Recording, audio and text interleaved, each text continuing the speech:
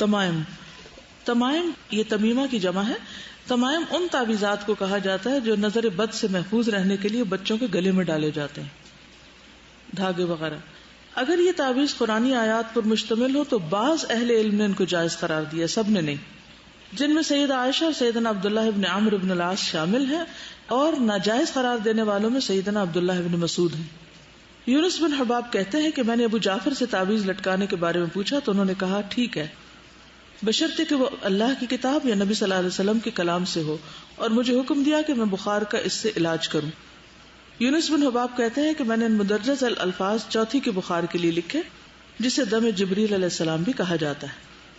اللہم رب جبرائیل و میکائیل و اسرافیل اشف صاحب الکتاب، اے اللہ جو جبرائیل کا رب، میکائیل اور اسرافیل کا رب ہے، اس صاحب تعویذ یعنی لکھنے والے کو شفا دے. قرآن کا تعویذ لٹکانے کا فتویٰ جائز اور ناجائز دونوں پہلو رکھتا ہے، مگر افضل طریقہ یہ ہے کہ بیمار کے لیے دعا کی جائے. ٹھیک ہے، یعنی بہتر کیا ہے، چیز لٹکانے کی بجائے دعا کی جائے، براہ راست اس پر قرآن پڑھا جائے، نہ کہ اسے لٹکا دیا جائے، کیونکہ یہ بے حرمتی کا باعث ہوتا ہے اگر بیت الخلاء وغیرہ میں لے جائیں. مزید یہ کہ یہ کاروبار کی شکل بھی اختیار کر لیتا ہے. اس زمن میں یہ بات یاد رکھنی چاہیے کہ وہ چیزیں جن کی افادیت قرآن و سنت سے ثابت نہیں اور جن کو رسول اکرم صلی اللہ علیہ وسلم نے منع فرما دیا، وہ پہننا یا ان کے ذریعے کام نکلوانا شرک ہے. مثلا دفع بلا اور مصائب کے لیے چھلا پہننا، سٹونز یعنی مختلف پتھروں کا استعمال، یا کالے دھاگے بازو اور کلائی وغیرہ میں پہننا. عمران بن حسین سے مروی ہے کہ رسول اللہ صلی اللہ علیہ وسلم نے ایک شخص کے ہاتھ میں پیتل کا چھلا دیکھا. آپ نے پوچھا یہ کیا ہے؟ اس شخص نے جواب دیا یہ واہنہ یعنی کمزوری کا علاج ہے، واہنہ واہن سے. آپ نے فرمایا یہ اتار دو کیونکہ یہ تجھے کمزوری کے سوا کچھ فائدہ نہ دے گا. ہمارا ایمان یہ ہونا چاہیے کہ جو طریقے اللہ اور اس کے رسول صلی اللہ علیہ وسلم نے بتائے ہیں، جن چیزوں سے ہمیں پناہ حاصل کرنے، شفا حاصل کرنے کا حکم دیا، ہم انہیں اختیار کریں، مگر وہ بھی چند شرائط کے ساتھ. کیا ہے شرائط؟ نیت یہ ہو کہ اصل شفا اللہ تعالیٰ کے ہاتھ میں ہے. نمبر 2، وہ طریقہ اسلام کے بتائے ہوئے احکامات سے متصادم نہ ہو، یعنی ٹکراتا نہ ہو. نمبر 3، جن اشخاص کے پاس دم تعویذ کے لیے جائیں وہ خود صاحب ایمان و بعمل ہو. نمبر 4، ان چیزوں کو کاروبار نہ بنا لیا جائے، یعنی بزنس نہ بنا لیا جائے. کیا سمجھ میں آیا؟ دم کر سکتے ہیں، کروا سکتے ہیں. کیا شرائط ہے؟ نیت یہ کہ شفا اللہ کے ہاتھ میں ہے، اور صرف لٹکایا نہ جائے بلکہ پڑھا جائے، کیونکہ پڑھنے میں پھر کان بھی سنتے ہیں، جسم کا ایک ایک ذرہ سن رہا ہوتا ہے، تو اس کے اندر پھر اس طرح کی تبدیلی آتی، شرک کا پہلو نہ ہو. ٹھیک ہے. لیکن کسی قسم کے منکے لٹکانا، منکے کا پتہ ہے نا، جس تسبیح کے منکے نہیں ہوتے، کیا بولتے، بیڈز. ٹھیک ہے. تمیمہ جو ہوتا ہے نا، تمیمہ کیا ہے جو گلے میں لٹکاتے ہیں یا بازو پہ باندھ دیتے ہیں، تو عام طور پر یہ بچوں کے گلے میں ڈالے جاتے ہیں کیونکہ وہ خود پڑھ نہیں سکتے. حالانکہ ماں باپ کو ان کے اوپر پڑھنا چاہیے، لیکن بعض ماں باپ خود بھی پڑھے لکھے نہیں ہوتے، تو لوگ پھر کیا کرتے ہیں، صرف ان کے اوپر کچھ لٹکا لیتے ہیں. اب تو لوگ قرآنی آیات وغیرہ لکھ کے باندھ دیتے ہیں یا لٹکا دیتے ہیں، لیکن ان کو بھی باندھنا اس لیے درست نہیں کیونکہ واش روم وغیرہ میں جا کر ان کی بے ادبی ہوتی ہے، اور ہر وقت کو باندھتا اور اتارتا اور لٹکاتا اور اتارتا نہیں ہے تو مشکل ہوتی. لیکن دور جاہلیت میں اور آج بھی لوگ کیا لٹکاتے ہیں، بیڈز. تو تمیمہ اصل میں ان بیڈز کو کہتے ہیں، منکوں کو کہتے ہیں جو بچوں کو پہنائے جاتے ہیں. مقصد ان کا کیا ہوتا ہے کہ اس کے ذریعے ہم نظر بد سے بچیں. آپ کے یہاں کوئی اور ایسا کانسیپٹ پایا جاتا ہے کہ بچوں کو نظر سے بچانے کے لیے کیا کرتے ہیں؟ چھری رکھتے ہیں پاس. دیکھیے 2 چیزیں ہیں، ایک ہے ابھی نظر شظر کچھ نہیں لگی، پروٹیکشن کے لیے کچھ کام کیے جا رہے ہیں، اور ایک ہے نظر لگ چکی اور علاج کے لیے کیے جا رہے ہیں. تو ان دونوں میں بھی فرق سمجھیے. وہ جو پہلے سے ہی لٹکا دیتے ہیں، جب بچہ پیدا ہوتا ہے تو کچھ باندھ دیتے ہیں، کچھ لٹکا دیتے ہیں، کچھ پاس رکھ دیتے ہیں، اور کیا کیا کرتے ہیں، بلیک کلر کی بینگل پہنا دیتے ہیں. ایک ہے وہ ایکشن جو ابھی کچھ بھی نہیں ہوا، بچہ صحیح سلامت ٹھیک ٹھاک ہے، اور کچھ کام کیے جا رہے ہیں کہ ہو نہ جائے. تعویذ کا مطلب کیا ہوتا ہے؟ پناہ لینا، وہ کس کی پناہ لے رہے ہوتے ہیں؟ اس خاص چیز کی، کہ یہ چیز بچائے گی. یہ کانسیپٹ غلط ہے، اس کو سمجھنا ضروری ہے. ابھی آپ مکس کر رہے ہیں اس کو. یعنی یہ غلط کیوں ہے؟ سٹون پہننا کیا کلی طور پہ منع ہے؟ کیونکہ کل مجھے کسی نے سوال لکھ کے بھیجا کہ نبی صلی اللہ علیہ وسلم کے ہاتھ میں پتھر کی انگوٹھی ہوتی تھی، بجا فرمایا آپ نے. اسی لیے میں نے جب بات شروع کی تھی تو اپنی انگوٹھی دکھائی تھی. ٹھیک، تو کیا نگینا یا پتھر یا کوئی بھی کلرڈ پتھر پہننا منع ہے؟ یہ نہیں منع. کیا منع ہے؟ یہ سوچنا کہ اس پتھر کے پہننے سے میرے مال و دولت میں اضافہ ہو جائے گا، یا مجھے صحت ہو جائے گی، یا قسمت اچھی ہو جائے گی. یہ غلط ہے. یہ عمل کیا ہے کہ میں کسی بھی شر سے بچنے کے لیے اس پتھر کی پناہ لے رہی ہوں، اس کو اپنا محافظ بنا رہی ہوں. امام ضامن کا نام سنا ہوا ہے؟ وہ کیا ہوتا ہے؟ باندھتے ہیں. کب باندھتے ہیں؟ سفر پہ جاتے ہوئے. کیا سوچ کے باندھتے ہیں؟ یہ حفاظت کرے گا. ضامن کا کیا مطلب ہے؟ ضمانت دینے والا. کس چیز کی ضمانت دینے والا؟ حفاظت کی، کہ کچھ نہیں ہوگا. لیکن اس کے باوجود بھی لوگ دنیا سے چلے جاتے ہیں، اور جب وہ غسل دینے لگتے ہیں تو پھر ان کا اتارتے ہیں. تو اس کانسیپٹ کو پہلے سمجھیے کہ معاشرے میں ہوتا کیا ہے. کیونکہ جب آپ کسی کا کچھ لٹکا ہوا دیکھیں، آپ کہیں غلط ہو کہ کیسے غلط، تو آپ کہیں گے نہیں ہم نے پڑھا تھا، وہ استاذہ نے بتایا تھا غلط ہے. یہ کوئی دلیل نہیں ہے کہ فلاں نے بتایا تھا. خود عقل سے کام لیجئے کہ کیوں غلط ہے. کیوں غلط ہے؟ کوئی بتائے گا؟ بتائیے. یعنی اس مخصوص چیز کی وجہ سے ہم محفوظ ہیں، یعنی اس کو نفع نقصان کا مالک سمجھ لیا ہم نے، ہم اس کا سہارا لے رہے ہیں. یہ ہے اصل غلط چیز. تو کوئی بھی چیز جو اس کے مشابہ ہو، ضروری نہیں کہ صرف من کا ہو، اینی آبجیکٹ جس سے یہ امید وابستہ کر لی جائے کہ اب مجھے کچھ نہیں ہوتا کیونکہ میرے ہاتھ میں فلاں چیز ہے، یا میرے ساتھ وہ چیز ہے، یا میرے پاس وہ چیز ہے. ٹھیک ہے.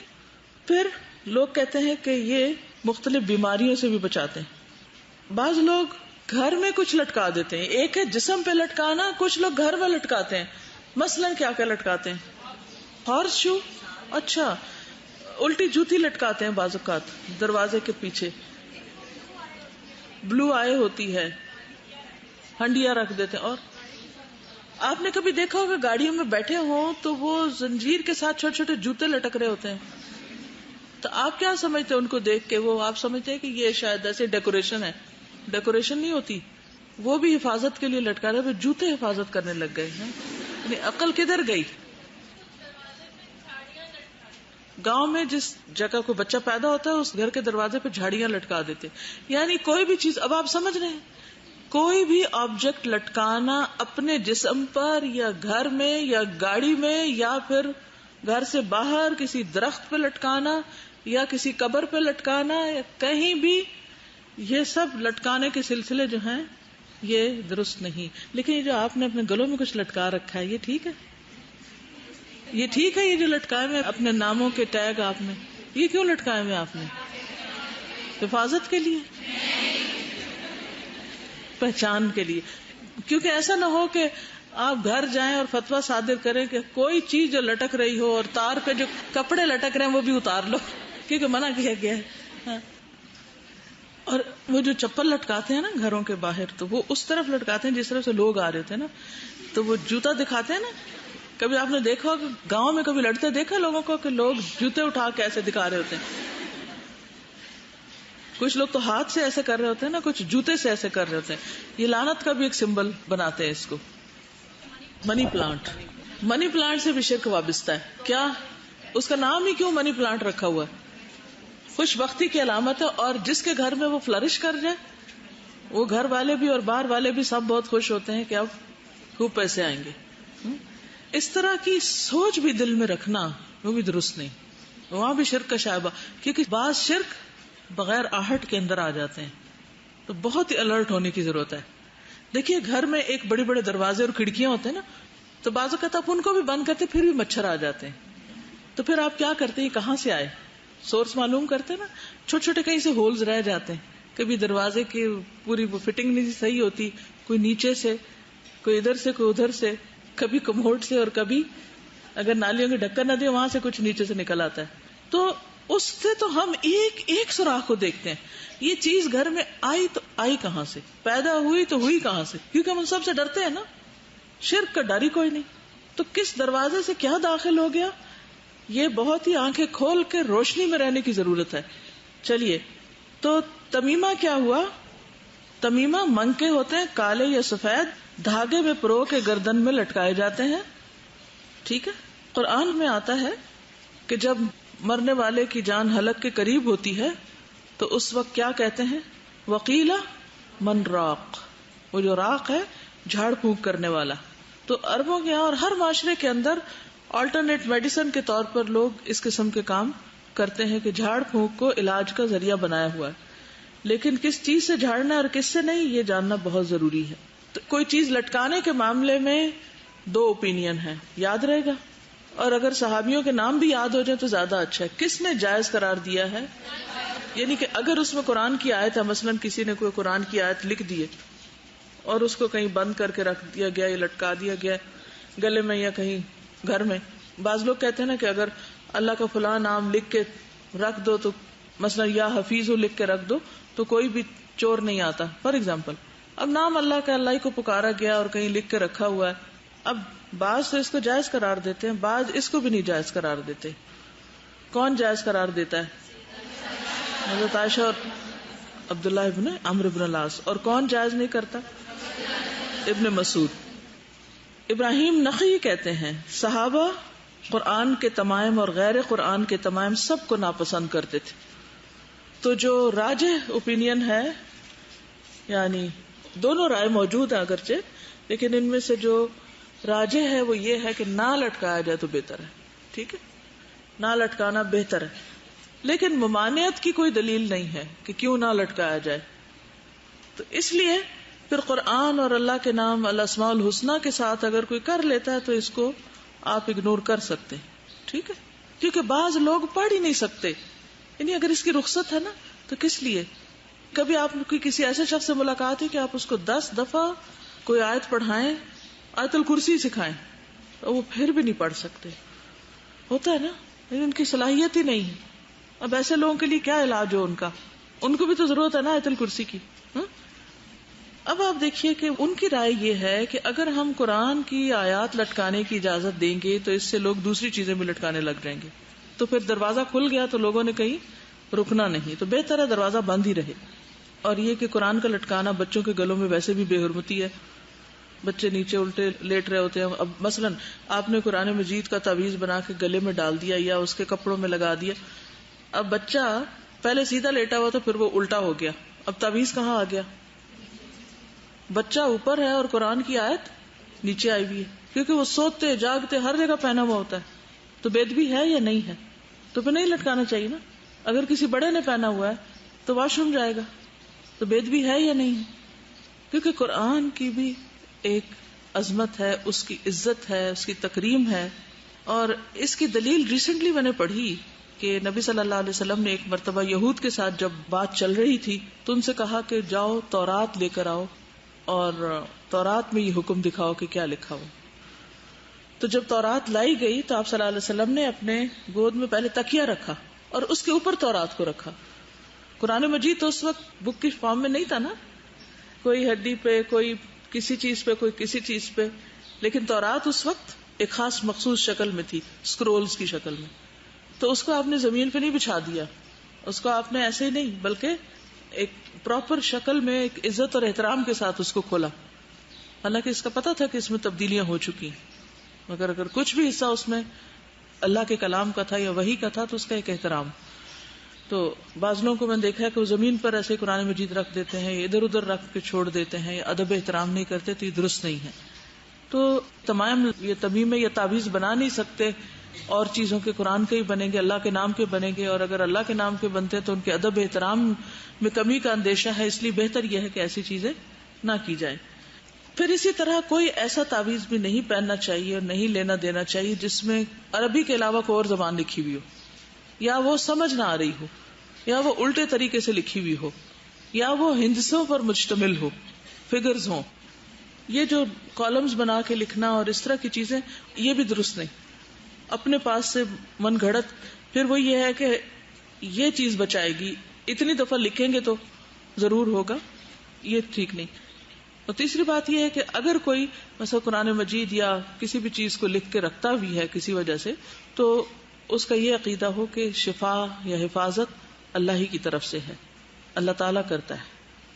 پھر اسی طرح حضرت عائشہ سے جو منسوب ہے نا کہ انہوں نے اس کو جائز قرار دیا، تو اس کے بارے میں بھی مزید وضاحت یہ ہے کہ مصیبت آنے سے پہلے لٹکانے کو وہ جائز نہیں قرار دیتی تھی. ہاں اگر کسی کو کوئی تکلیف آ گئی ہے تو اس کے بعد بطور علاج استعمال کرنے کی اجازت دیتی تھی. سمجھ آ گئی؟ یعنی بے وجہ لٹکانے کی نہیں، بلکہ اگر کوئی تکلیف آ گئی تو اس کے علاج کے طور پر. صحیح ترغیب و ترہیب میں آتا ہے. حضرت عائشہ فرماتی ہے کہ تمیمہ وہ نہیں جو مصیبت آنے کے بعد لٹکایا جائے، بلکہ تمیمہ یعنی تعویذ وہ ہے جسے کسی مصیبت کے لاحق ہونے سے پہلے لٹکایا جائے. ٹھیک ہے، یعنی ایسے ہی خواہ مخواہ میں نہیں کوئی چیز لٹکائے رکھیں. اگر کچھ ڈالنا بھی ہے یا رکھنا بھی ہے تو جب کوئی تکلیف آ گئی تو تکلیف کے علاج کے طور پر. ٹھیک، مصیبت سے پہلے صرف حفاظت، پروٹیکشن کی دعائیں. یہاں ایک کارڈ بھی ہے حفاظت کی دعائیں کے نام سے. ایاک نستعین میں بہت سی دعائیں آپ کو بتائی گئی ہیں دشمن کے شر سے بچنے کے لیے، اور یہ ان سب دعاؤں کا پڑھنا درست. اگر آپ ایاک نستعین میں دیکھیں نا تو وہ دلیل وہاں دی ہوئی ہے کہ نبی صلی اللہ علیہ وسلم نے ایک بچی کو دیکھا جس کا رنگ زرد ہو چکا تھا. ٹھیک ہے، تو آپ نے فرمایا کہ اس کو نظر لگی ہے. یعنی جسمانی طور پر انسان صحت مند نظر نہیں آتا، اس کے رنگ میں یا اس کی آنکھوں میں یا اس کے ایک اب نارمل بہیویئر ہو جاتا ہے، اور فزیکلی کوئی ایسی ریزن، نہ بخار ہے نہ کچھ اور ہے، یعنی غیر مرئی اثرات محسوس ہوتے ہیں. یہ حدیث بہرحال موجود ہے کہ نظر ایک انسان کو قبر میں اور اونٹ کو ہانڈی میں اتار دیتی ہے، یعنی ذبح کرنا پڑ جاتا ہے صحیح اس کے اثرات. جی بعض لوگ حروف مقطعات لکھ دیتے ہیں، اب کسی کو کیا پتا ان کا معنی کا، تو وہ نہیں لکھنے چاہیے. لوح قرآنی کے نام سے لوگوں نے لکھے ہوتے ہیں. سمجھ آ گئی؟ لوح قرآنی کے نام سے وہ جو حروف مقطعات ہر جگہ لکھ کے لوگوں نے رکھے ہوئے ہوتے ہیں، ان کو بھی نہیں لٹکانا چاہیے، کیونکہ ان کا تو مطلب ہی نہیں پتا کسی کو. بعض لوگ گھروں میں نقش لگاتے ہیں کہ نقش نوری لگاتے ہیں کہ اگر آپ گھروں میں یہ لگائیں گے تو اس سے جھگڑے نہیں ہوں گے، فتنہ فساد نہیں ہوگا، حفاظت ہوگی، چوری نہیں ہوگی. ایسی تمام چیزیں درست نہیں. وعلیکم السلام. میں نے جو ایک چیز دیکھی تھی، ایک دفعہ ٹی وی پہ کوئی کوکنگ شو آ رہا تھا، تو میں صرف اس لیے آئی ہوں بتانے کے لیے کہ بعض اوقات لگتا ہے چیزیں بہت ہارملیس لگتی ہیں، لیکن اگر عقیدہ بھی اگر ہم نے نہ پڑھا ہو تو پھر تو ہم بالکل بھی اس میں گرنے کے قابل ہو جاتے ہیں. وہ کوکنگ شو تھا، وہ جیسے کالز آتی ہیں تو اس میں ایک کال آئی اور انہوں نے کہا کہ وہ جو آپ نے ایک دفعہ کوئی طریقہ بتایا تھا چیزیں گم ہو جائیں تو کیسے ڈھونڈیں، تو وہ تو ذرا سے دوبارہ ایکسپلین کر دیں. تو انہوں نے کہا ہاں وہ بہت زیادہ فرمائش اس کی آتی ہے، چلے میں آپ کو بتا ہی دیتی ہوں، ویسے بھی تو 1 ہی منٹ کا تو کام ہے. تو آپ نے بس کیا کرنا ہے کہ کوئی بھی چیز جو گمی ہوئی ہے نا تو وہ ذہن میں لائیں کہ وہ کیا گمی ہوئی ہے، اور دیوار سے پتہ 3 فٹ دور کھڑے ہو جائیں اور اپنے ہاتھ سے اس کے اوپر لکھنا ہے یا موسیٰ یا کلیم. یہ دیوار پہ لکھتے ہیں. اب موسیٰ علیہ السلام پیغمبر ہیں، کیا ہو گیا ان کا نام لکھیں، اچھا یا موسیٰ یا کلیم لکھتے ہیں، بس چیز مل جائے گی فوراً. لیکن جب وہ مل جائے نا تو اس میں اہم نقطہ یہ تھا کہ اس کو اب اپنے ہاتھ سے مٹا دینا ہے. وہ جہاں پہ بھی کھڑے ہو کے آپ نے کیا تھا نا تو ہوا میں ہی اشارے میں جیسے لکھا تھا ایسے ہی وائپ کر دینا، ورنہ پتہ نہیں کیا کیلیمٹی آ جائے گی یا کیا ہو جائے گا.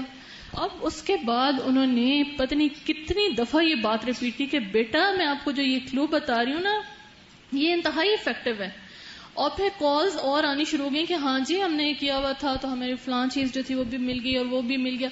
میں اس وقت یہ سوچ رہی تھی کہ جب بچے ہیں یا اتنے زیادہ ناسمجھ لوگ ہوتے ہیں بیچارے سیدھے سادے، ہر قسم کے لوگ دیکھ رہے ہوتے ہیں، اس میں اب کیا نہ کوئی خرچ ہے، نہ کہیں جانا ہے، نہ کوئی دھاگا چاہیے، نہ کا تعویذ، کچھ بھی نہیں چاہیے نا. Just have to do this شرک کہ آپ کسی پیغمبر کو بلا رہے ہیں مدد کے لیے. اور آپ میرا بہت عرصے سے بچپن سے یہ بلیف ہے کہ ہم لوگ جو اسلام ہے اس کو ہم پڑھیں گے تھرو قرآن، تھرو حدیث، اور اس کے بعد صحابہ اور پھر کچھ اور. میرے نزدیک علم اس طرح سے ٹرانسفر ہوا، اسی لیے سب مسلمانوں نے حدیث کلیکٹ کرنے کے لیے محنت بھی کی. لیکن ہی ہیڈ اے بلیف کہ ایک تو یہ والا نالج ہوتا ہے اور ایک روحانی نالج ہوتا ہے جو اللہ تعالیٰ کسی کو بھی دے دیتے ہیں. And when he gets the روحانی نالج تو اس کو پھر حدیث کی اوتھینٹک ہونے کا اس کو خود سے پتا ہوتا ہے.